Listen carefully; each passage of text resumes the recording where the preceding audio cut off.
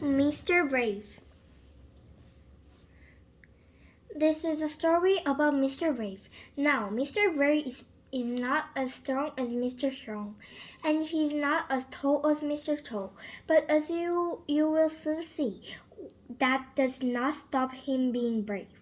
This story happened last Tuesday when little Miss Bossy rang Mr. Brave to invite him to tea. And don't be late, she shouted down the phone. It was a very stormy day, but Mr. Brave knew that little Miss Bossy's temper was worse. So he set off to little Miss Bossy's house, hurrying along the fast as he could, ensure that he was not late for tea. Along the way, he heard a cry for help. It was Mr. Massey. He had been blown into the river by the wind.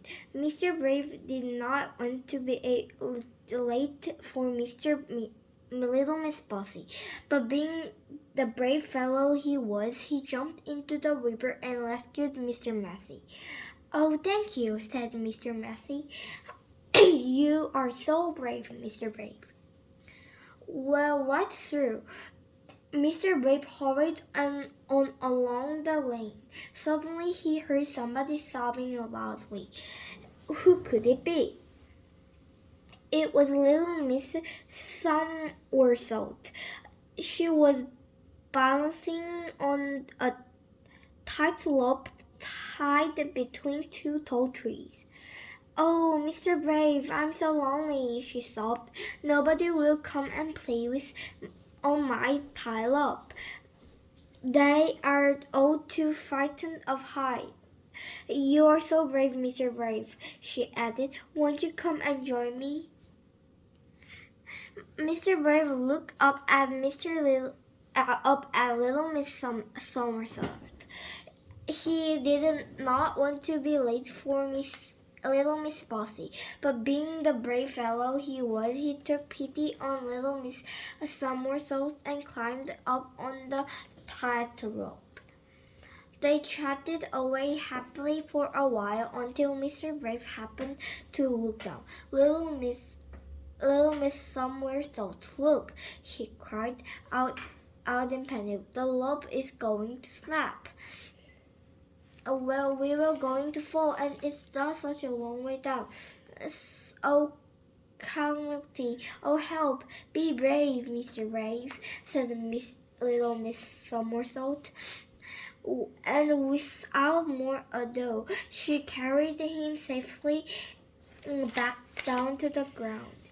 "Oh, thank you," said Mr. Brave, and signed of relief.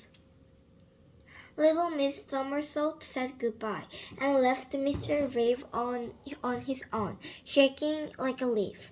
"I don't deserve to be called Mr. Brave," he said to himself. "I was scared stiff. Thank goodness nobody knows my secret, and nobody does know his secret, oh, do they?" Now little Miss Trouble just happened to be passing, and she had seen and heard everything. And what she had seen to her given her an idea, a very naughty idea. She grinned a mischievous grin.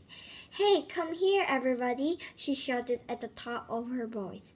"Come and see this!" Very quickly a large crowd gathered. "I have an announcement," announced little Miss Trouble. "Did you know that Mr. Brave isn't brave at all?" No, it can't be true," said the crowd all together. "It is true," said little Miss Trouble, "and I will prove it to you. Mr. Brave," she continued, "I dare you to walk across the tightrope." Mr. Brave looked up at the tightrope, and all the crowd looked at the tightrope. Then all the crowd looked at Mr. Brave. Mr. Brave suddenly remembered something, a very important something. "Then look at the time," he said. "I'm going to be late for the tea at little Miss Bossy's." "Must dash!" he cried, and he ran off as quickly as possible. Hooray! cheered the crowd, and they all clapped and applauded Mr. Brave. Little Miss Trouble looked puzzled.